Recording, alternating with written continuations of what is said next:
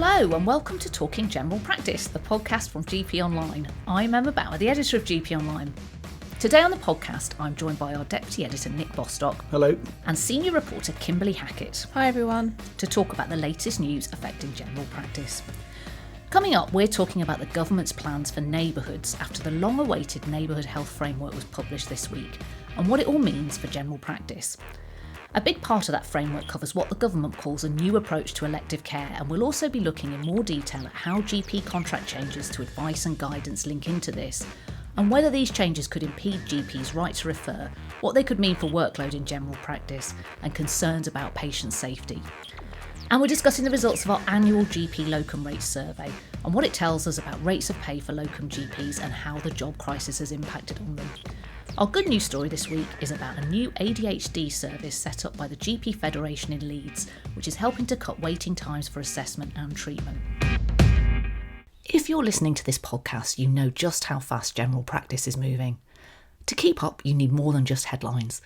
A GP Online subscription gives you expert analysis on the latest news affecting general practice and how it impacts on you. A subscription to GP Online also gives you access to MIMS for prescribing information and MIMS Learning to help you complete your CPD.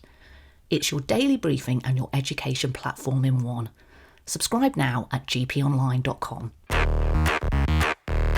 So first up, this week the government finally published the long-awaited Neighbourhood Health Framework. So Nick, we've been waiting ages for this framework, haven't we? The amount of times we've mentioned it on the podcast is almost ridiculous. And we've been waiting for it because we want to see some direction on what neighbourhoods are going to look like and what they mean for general practice. You know, are things any clearer now that the framework's been published? Yeah, I think the government's vision for neighbourhoods is a bit clearer after the publication of this guidance, but I think it's also fair to say that there are still a huge number of unanswered questions and some bits of policy that don't quite seem to add up. So what are neighbourhoods about? This part isn't really new, but this document essentially frames them as vehicles for integration, framework for bringing together GPs and community services, in some cases urgent care, diagnostics and outpatients, as well as services commissioned by local authorities, so adult and children's social care and public health services. And what's the point? The document says it's meant to improve outcomes by shifting towards prevention, with stronger, more accessible primary and community care. There's also an explicit goal of reducing pressure on acute or hospital services through these changes. And there's some new detail on how the government plans to measure whether this is working. So this guidance sets out 5 goals, and some of those provide a bit of context for the recent GP contract changes that were announced for 2026-27. We had those at the end of February. So one of those goals is to improve access to general practice. The 2026-27 GP contract says all clinically urgent patients should have same-day access to general practice. And the new neighbourhood framework echoes that point. It says that neighbourhoods will be expected to make sure that 90% of clinically urgent patients are seen on the same day by March 2027. And we actually reported over the past week that GP practices will be expected to improve how they record data about the types of consultations they're delivering to demonstrate progress on that target. And we'll come back to that point a little bit later. That's one neighbourhood goal that will have a direct impact on general practice. Another of the goals set out in this framework is to improve patients' experience of planned care. Next year's GP contract is going to make use of advice and guidance, part of the core work expected of GP practices. And the current directed enhanced service, which pays practices a £20 fee per advice and guidance request at the moment, will be scrapped. Part of the motivation for that change is that the NHS is moving to something called a single point of access approach. And that essentially means that all GP referrals will have to go through advice and guidance. GP leaders have flagged some big concerns. They've said GPs should always have the right to refer into specialist services directly when it's clinically necessary, and that making advice and guidance mandatory could slow down access to specialist care, dump more work on practices. And one bit of new information we have from this document gives a sense of the scale of the potential workload shift. So by March 2027, the government wants a quarter of referrals across the 10 high-volume specialties ICBs have tried to focus use of advice and guidance around. So that's 1 in 4 referrals across these specialties to be diverted, meaning they never actually end up with a specialist. So that means a referral by a GP goes through advice and guidance. GPs likely do extra work with specialist advice, and then the patient never ends up going to hospital. So that's potentially a really substantial amount of work coming into general practice, and from next year that's not something that attracts an item of service fee because it's part of core work. So the framework also mentions plans to deliver more follow-up outpatient care in neighbourhoods and a plan to cut secondary care follow-up appointments by at least 10% by next March. The other goals are around improving health outcomes for groups such as frail, older patients and those with long-term conditions, new measures of patient satisfaction and experience, more complex patients with care plans in place, improved coordination between acute and community settings to try and bring down emergency hospital admissions. And that again revolves around more use of advice and guidance. One other point just to touch on, coming back to gaps in the information we have about how this is all supposed to work. The new framework says neighbourhood health centres will be seen as the place to go to for most health needs in every community. So the problem with that statement is that under current government plans, there will only be 120 of these neighbourhood health centres in place by 2030, so 4 years from now, and 250 by 2035. As things stand, there are around 6,200 GP practices in England, and those are the place that most patients go for most of their health needs. So the idea that a far, far smaller number of neighbourhood health centres can somehow become the place people go to for most health needs seems quite difficult to understand. Yeah, the figures don't really add up there, do they? I've read through that framework as well, and it's interesting, you've been talking about advice and guidance, but the actual words advice and guidance aren't mentioned anywhere in the document. It's clear that the government wants to move away from that terminology, but it's obvious that this is what they're talking about, isn't it? GPs doing more work that would have previously been carried out in hospitals potentially. There's a really odd line in the document, which I'm going to quote, so I think it will really annoy quite a lot of GPs, where it says, the NHS will put GPs in control when it's unclear whether a patient needs specialist care. But what does that mean as well? Most GPs would tell you that they know when a patient needs specialist care. That's why they refer them into hospital. So who's deciding or saying it's unclear whether a patient needs specialist care? Surely the big point of the GP gatekeeper role is to decide when a patient does need to go into hospital. It's not going to be the GP deciding that though now, is it? It's going to be someone in the hospital, but somehow GPs are supposed to remain in control. I think that is quite problematic. The document says ICBs will need to start planning for the introduction of radical new neighbourhood approaches to elective pathways with these single point of access, which you talked about. And there's a suggestion that they will initially focus on gastroenterology, ENT, cardiology, respiratory, diabetes, gynecology and urology. So those are probably those high volume specialties you were talking about. And it goes on to say, we will work closely with GPs to ensure these arrangements work effectively within their competence and they are supported, which I think makes it pretty clear, the expectation is going to be more care happening in GP practices rather than in hospitals. And there are obviously lots of problems with this, and I think this is potentially shaping up to be one of the big concerns in the new GP contract, and we're going to come on to talk about some of those concerns in a bit more detail later.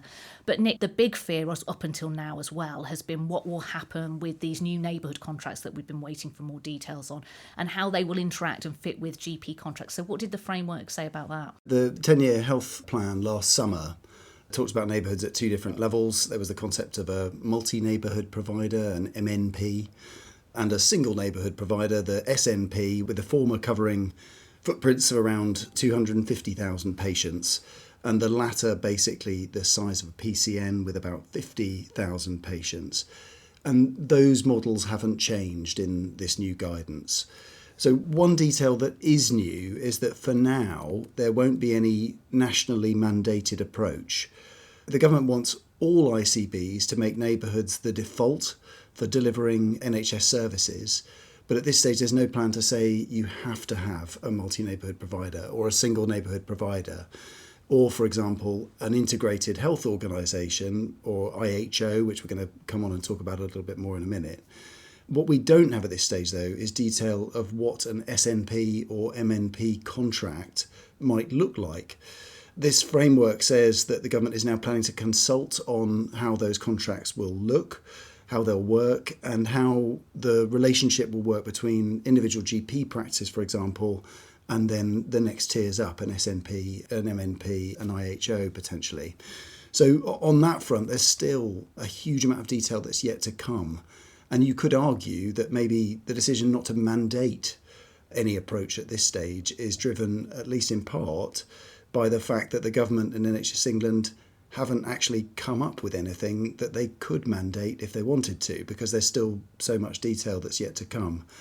The framework gives a bit of clarity around the future of the GP contract. It says the only red lines for now around neighbourhood development are that GP services will continue to be commissioned mainly through the national GMS contract and hospital services through the hospital standard contract.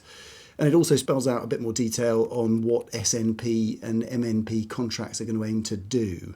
So SNP contracts are described as a vehicle for primary care to take on new neighbourhood services that are not contracted for through today's general practice contracts. That probably harks back to some of the reporting we've done in the past around concerns that commissioning of enhanced services, so that services practices provide beyond the work paid for through their core contract, that sort of work could move to neighbourhood level. MNPs would sit on top of that, coordinating services across more than one neighbourhood and making sure that they're consistent and potentially delivering some services that wouldn't work at just a single neighbourhood level. So they are also a provider in that sense. But the detail is limited, and the framework says for now, outcomes are the key focus, not organisational form. So there won't be any instruction to sort of force these new models into play on top of existing neighbourhoods, neighbourhood work that's been rolled out in different areas. Although down the track, it is possible that will change, because the framework says that over time, there could be a move to mandate a standardised approach once lessons are learned from what's going on currently with neighbourhood development across England. You mentioned that consultation about these contracts. I mean, one of the things that consultation is going to ask, what it looks like in that framework, is whether the SNP contract should be something that evolves from primary care networks, so whether primary care networks should effectively become SNP. So it'll be interesting to see whether they decide to take that on or leave things as they are, or give people a bit more freedom, and what it means in practice, I guess. Maybe people will be able to keep their PCN contract, or maybe, they'll have the option to move into SNPs rather than them being forced. But as you say, there's lots of detail still missing, isn't there, really? You mentioned integrated health organisations. I mean, obviously that's an area where there's been a lot of worry about how they're going to work. What exactly are they, and how does this framework see them developing over the coming years? This is one of the areas in the 10-year health plan that probably caused some of the most concern for general practice, because although there's a lot of talk of shifting work into the community, moving away from a health service focused on hospitals, the idea of an IHO seems diametrically opposed to that in some ways. The 10-year plan talked about high-performing NHS foundation trusts potentially becoming IHOs, with expanded freedoms, including full control of local health system budgets, potentially from as soon as next year. The new framework says IHO contracts will allow providers, and this is a quote, to take on responsibility for resource allocation and planning of services across the whole care pathway, holding responsibility for effectively meeting the needs of that population using available resources. So it's control of the full health system budget across that patch. And over time, the guidance says that the NHS will develop routes to enable mature neighbourhood providers to lead an IHO through forming, working within, or developing alliances or joint ventures with statutory NHS organisations, blending the agility of general practice with the scale and accountability of the NHS. So that's the promise Wes Streeting made last summer, that Yes. GP-led organisations, as well as hospitals, could ultimately become IHOs, with this sort of far-reaching control over resources across the whole health systems. But the fact is that organisations who are going to have the chance to go first are hospital trusts. So in areas where that happens quickly, and we know there's actually quite a small number of trusts that are currently in the state required to become an IHO or to make the first steps in that direction. But nonetheless, in areas where that happens quickly, GP-led providers may never have a chance to emerge. And fundamentally here, the concern is that if hospitals take control of the full health budget across an NHS region, they'd be dictating how general practice works, just at the time when neighbourhood development is meant to be shifting work increasingly into general practice and community settings and strengthening general practice. And the BMA warned earlier this year that the IHO model risked completely undermining the partnership model of general practice. It said general practice should have a veto over a hospital in their area becoming an IHO. Obviously no mention of that in this framework.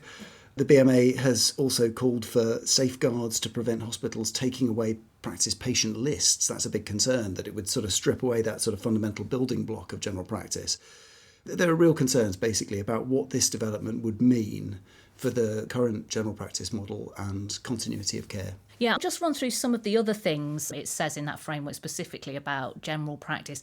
Access is obviously a major issue. One of the key goals, goal number 2 in that document, is improving access to general practice. And the key objective of ensuring 90% of clinically urgent patients are seen on the same day by March 27, which you mentioned earlier, Nick. But the government also says it wants faster access for routine care and improved patient satisfaction with access. It says it's going to be collecting data to baseline and set future directories on these two things, which I think is a real concern, that there could be more targets down the track for general practice on those two things, routine care and patient satisfaction with access in the future.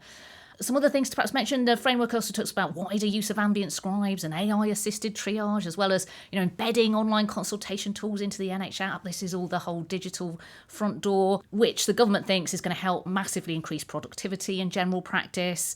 There's going to be a review of GP direct access to diagnostics, with the kind of suggestion that they might try and expand community diagnostic centres as well. So that's another sign of more work coming directly back to GPs rather than it having to go into hospital in the first place.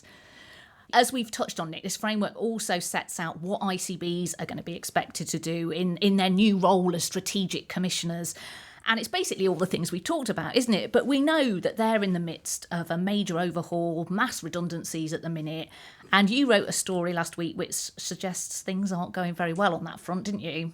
Yeah, nearly a year ago now, the government announced this seismic change to the way that the health service is structured and funded. NHS England is merging with the Department of Health and Social Care, and ICBs were told to cut their costs and staffing by 50%.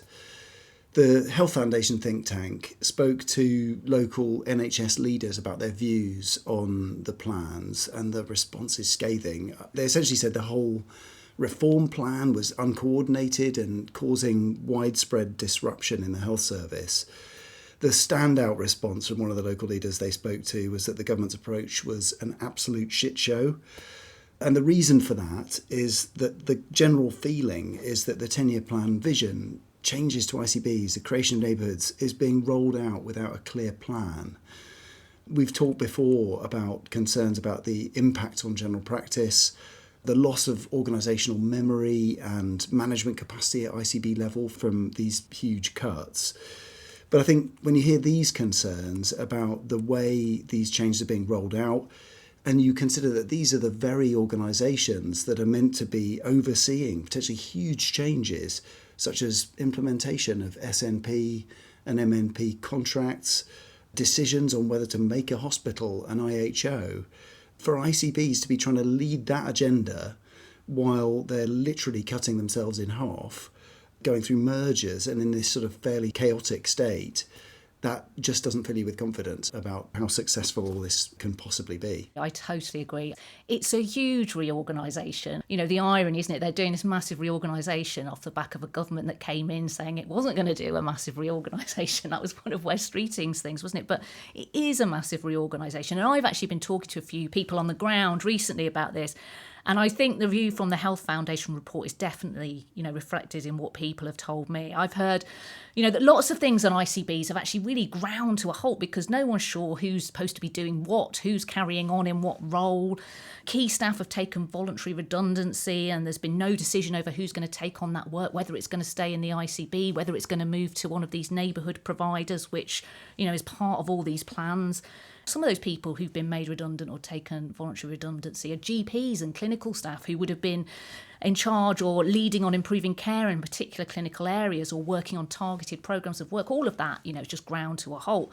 I think this is another good point. I was also talking to some GPs and practice managers about the whole push to neighbourhoods, and one of them pointed out to me it's likely that you'll need more management support to get this off the ground rather than less. They were telling me that lack of management support for PCNs when they started was a real problem. If you remember, they budgeted only something like half a day of a GP's time for management responsibilities of a PCN, which was nowhere near enough. And, there was no support from commissioners or help to get that off the ground. And the lesson from that experience, which this practice manager was telling me, is that you actually need more management, not less. And so you can't do big changes like this without proper management support. And I think you're right. I think this is going to cause a lot of problems. That's a fundamental lesson from all of this, isn't it? That there's been a real disregard, it seems, at a leadership level nationally in the NHS and the government. The fact that all of those managers that are now being removed from ICBs, they were doing something, they were contributing something. The idea that they were just fat that you could cut off the bone and it would make no difference is obviously for the birds. I remember reports coming out after PCNs were set up as well, various think tanks, I think the King's funded one, possibly the Health Foundation as well. And what they were talking about is that you do need organisational development support to make big changes like this. And PCNs didn't have that. They were just sort of left to try and flounder around.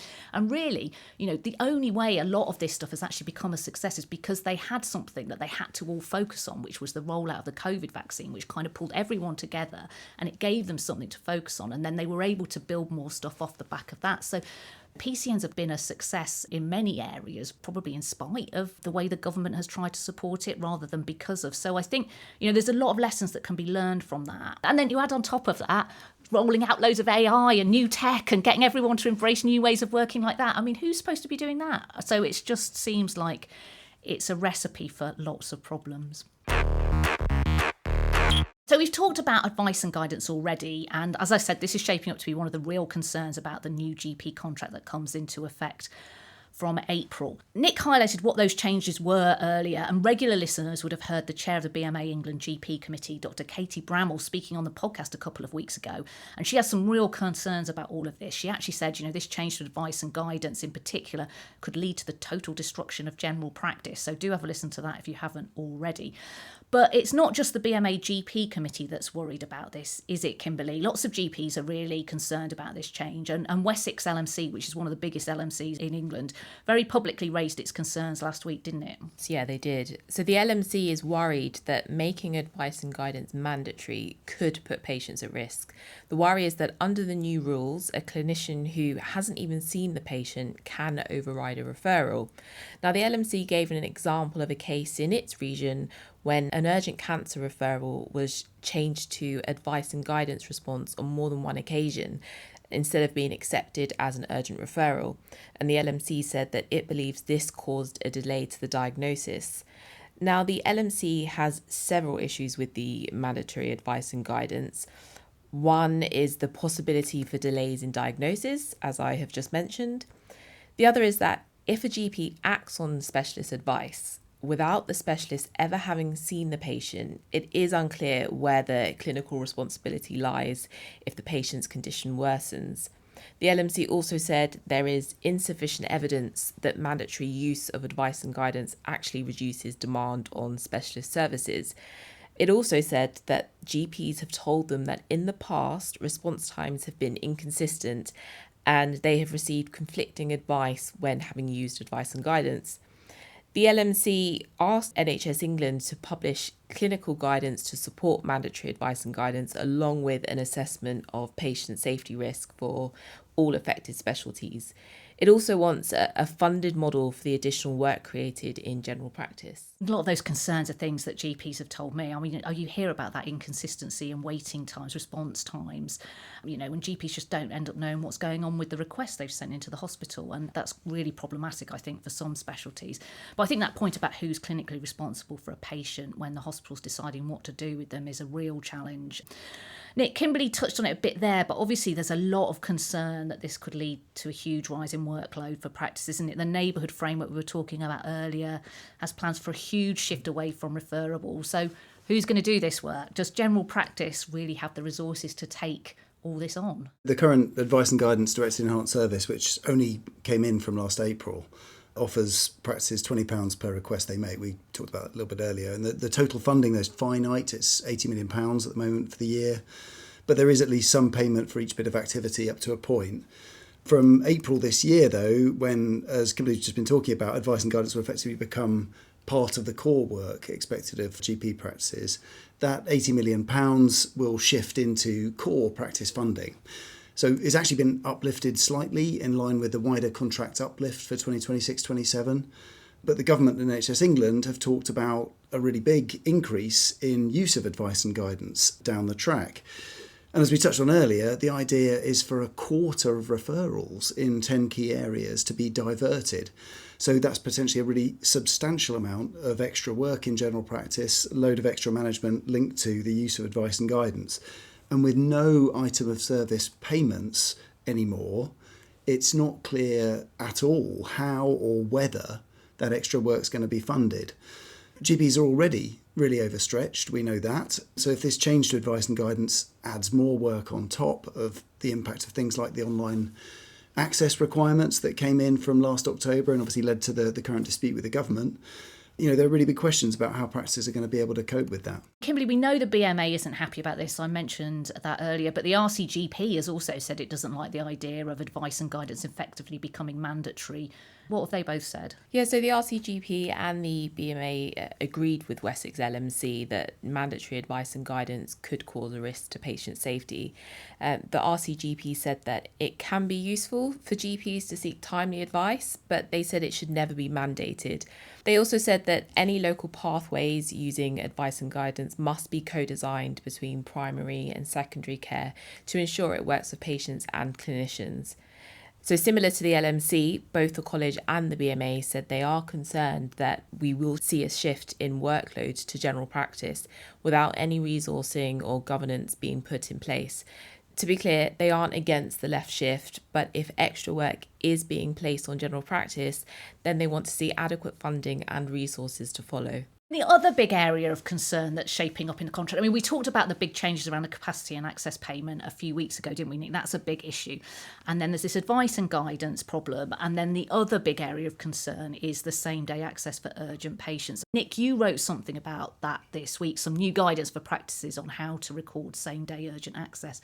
Why is this interesting? From April, practices will be expected to offer same-day access for clinically urgent cases. Is that a big deal? Well, NHS England has said it thinks most urgent patients are already seen on the same day. They're part of the 46% of patients who get same-day appointments already. A government minister has said something similar as well, said that in this last week.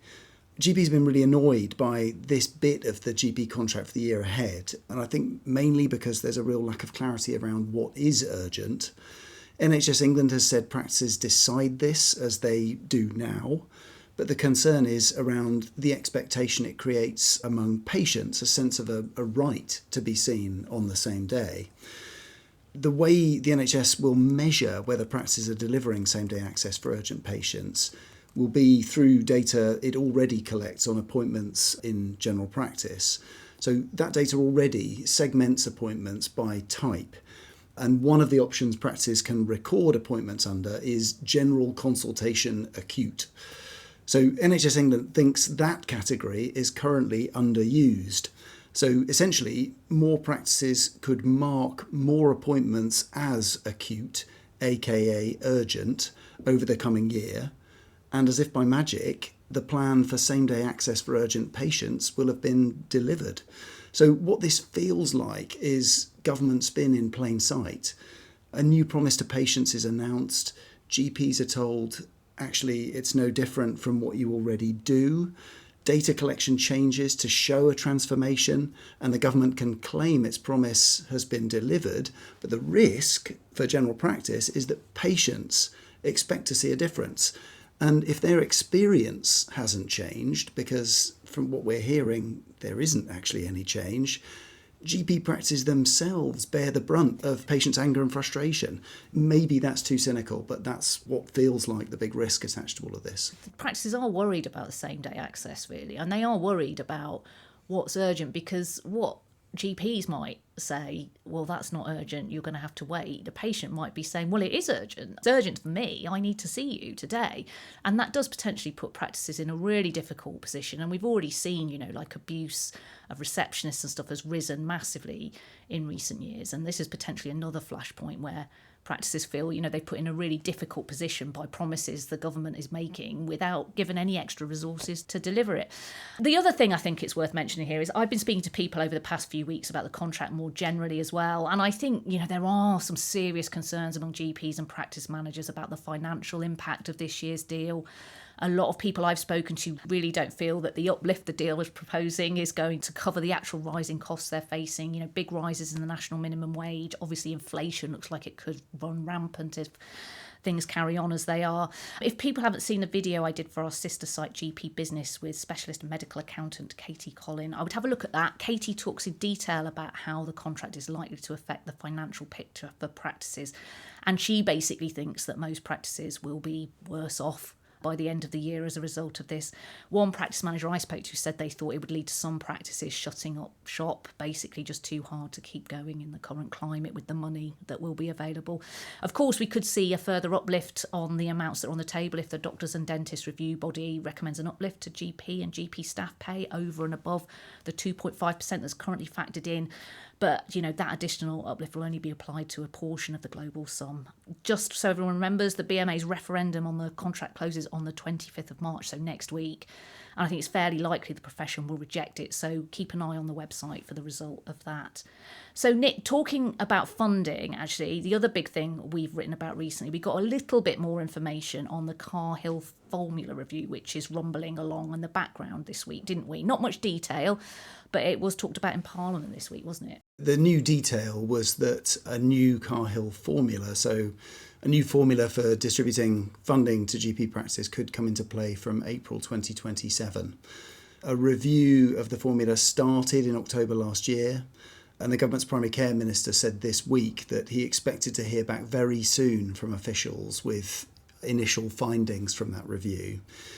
Just to go over the background, GPs have called for a long time for reform of the Cahill formula.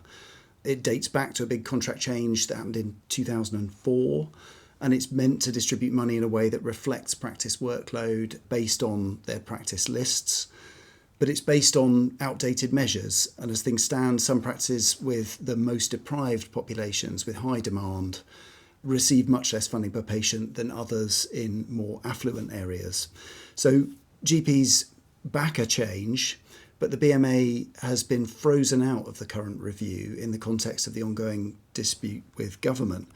And that means this big change to GP funding, which, unless it comes with a big uplift in funding overall, is going to create financial winners and losers among GP practices. This change is going to be developed as things stand without input from the profession's leaders. It also has big implications for the major GP contract overhaul that the government has agreed to negotiate within this Parliament. If Cahill changes from April 2027, that's likely to be a year before the big contract overhaul. The BMA has said changes to the funding formula should be part of agreeing that big new contract, but this looks like they'll be off the table already before any big new contract change actually takes shape.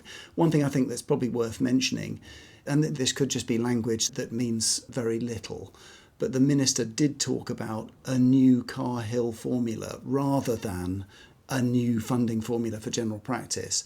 So I don't know, but it sounds as if that could mean that they're talking about more of a tweak than a real overhaul, if they're still going to call it the same thing, but we'll see. Yeah, it's going to be interesting to see what the results of that review is, whether we get to see exactly what all the academics and people have put forward to the government, or whether we only get to see what the government decides to do with it. I think all of that stuff will be quite interesting. Emma, the other big story we've been looking at this week is how the jobs crisis is affecting locum GPs. That's because we've recently carried out our annual GP locum rates survey, isn't it? And so what's going on with locum rates? Yeah, so this is the survey we carry out every year in conjunction with our sister site GP Business.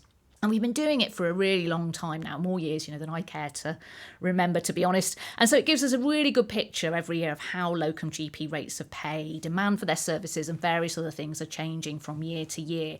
So what did this year's survey show? Well, it showed that overall in England, GP locum rates fell for the third year in a row, while in Scotland, Wales and Northern Ireland, they had risen during the past year. In England, daily rates fell by 2% and hourly rates fell by 1%, but daily rates in Wales were up by 2.5%, by 7% in Northern Ireland and up by 5% in Scotland. On saying that, there was a mixed picture in England, so while rates fell across the country as a whole, they actually rose in the north of England and London, but fell in the Midlands and the east of England. So a real mixed picture, but the figures do suggest that rates may be starting to stabilise a bit, given that they've risen in some parts of the country. That wasn't the case last year. And we also asked locum GPs who complete the survey whether they've increased, decreased or kept their rates the same. And in England, a third said they'd cut their rates during the past 12 months, compared with 20% across Scotland, Wales and Northern Ireland. So that gives a bit of a sense of the differences in the four countries. The survey also looks at how locums are faring more generally and what has impacted on the rates that they're paid, doesn't it? So what did it find this year? No one will be surprised by these findings, but like last year, the falling rates of pay locum GPs are receiving is basically directly linked to the jobs crisis. Most GPs who responded to the poll said they'd been forced to cut their rates or keep their rates the same due to the lack of available work. Quite a few GPs who responded said they would have liked to increase their rates, but they didn't feel they could because it would directly impact on the amount of work they were able to secure. Much like last year, locum GPs reported there was a real shortage of jobs available, and they were often having to travel much further for work and accept rates of pay that were much lower than they would have received in the past.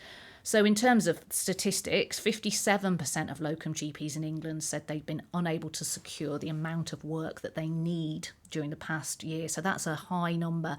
And of them, half of them said they'd experienced a significant decrease in their income as a result. I mean, the other half said they'd experienced a slight decrease. So they've all experienced a decrease. But many GPs say the shortage of jobs had left them considering moving abroad. Others had taken on more private work or were looking at jobs outside medicine to stay afloat. Comparing this to last year is interesting. So like I say, 57% said they couldn't get enough work this year, which compares to 2/3, so 66% last year. So that suggests that while things are still pretty bad, they might be getting a little bit better. They're not quite as bad as they were last year. On saying that, for those locum GPs who can't get enough work, the impact has been really devastating. There were lots of comments from locums saying that they were really struggling financially. They were now facing significant debt. And a few reported that challenges getting work were making it really difficult for them to maintain their place on the GMC register. So basically, the jobs crisis is really devastating for a lot of the doctors that are affected by it. Kimberley, you've been speaking to the National Association of Sessional GPs recently, and they suggested that maybe things might be turning a corner a little bit, as Emma suggested the data might have been pointing to. It could, although the organisation's chair, Dr. Richard Fieldhouse, said we do need to be cautious.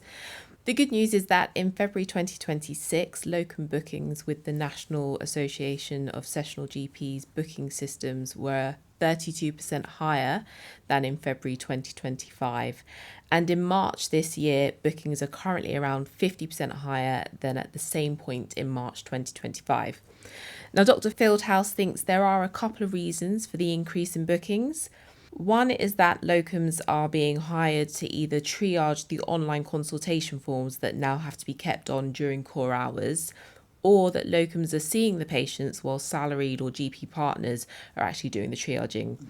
He also thinks that last year practices may have been less likely to hire locums because the ARRS had been expanded to include GPs, so practices were watching their finances. But under the 2025-26 contract, there has been extra funding that has given practices a chance to hire locums when needed. He said that while his members aren't being booked for sessions as far in advance as they once used to, the main thing is that they have reported getting plenty of work. Of course, all this is really positive, but Dr. Fieldhouse said that under the 26-27 contract, we don't know if this upward trend will continue. He said practices could be reluctant and cautious to spend on locums, who are often treated as a discretionary cost. He also said the capacity and access money, which has now been ring-fenced for GPs, including locums, has actually been repurposed from PCNs to general practices, so it isn't really additional funding. He said, really, the underlying financial pressure hasn't been removed from general practice. Yeah, that's a really good point, Kimberley. I think until that sort of financial pressure that practice is facing, until that's properly addressed, it's quite hard to see how the jobs crisis is going to be resolved. Obviously, we need a lot more detail, and we're expecting that maybe any day now, the next couple of weeks, presumably before the end of this month, about how this reimbursement scheme for GPs in general practice will work. And that might give us a bit more of a sense about whether we're likely to see any turning the corner on the GP jobs crisis over the next year or not.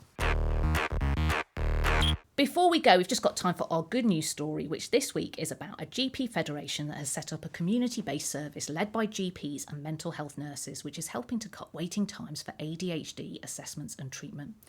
This was actually a case study that we wrote up for our GP business website. We have a new case study section on that website to help share good ideas and ways of working that other practices and PCNs can learn from.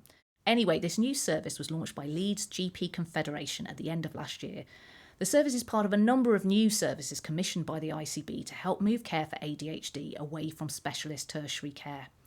This new model is in line with recommendations from the government-backed ADHD task force, which has called for a shift towards a community-based approach to managing ADHD, with assessments and care embedded in neighbourhood health centres. The Leeds service has significantly reduced the waiting times for new referrals to about 4 to 6 weeks, and the GP Federation says it could be a model that could be adopted by other areas and also provide a blueprint for the left shift of services from hospitals into the community in other specialties as well.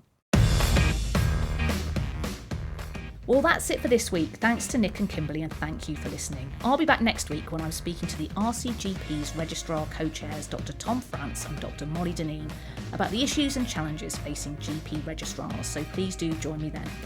In the meantime, don't forget you can keep up to date with the latest news and access lots of other resources on our website at GPonline.com.